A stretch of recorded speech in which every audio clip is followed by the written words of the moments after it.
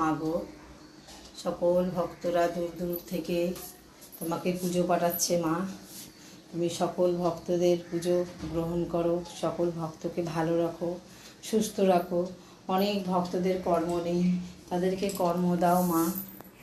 অনেক ভক্তরা এমন আছে যারা ধার দেনায় ডুবে গেছে, তাদের ধার দেনা শোধ করে দেওয়ার মতন সেই ক্ষমতাটা দাও তুমি। তুমি আমার সোনা মা, তুমি আমার আনন্দময়ী মা, তুমি আমার সোনা মা, তুমি সকলের সোনা মা। আজ রবিবার, কোনো জায়গায় ফুল পাইনি। গতকালের কিছু ফুল ছিল, সেই ফুল দিয়ে আর কিছু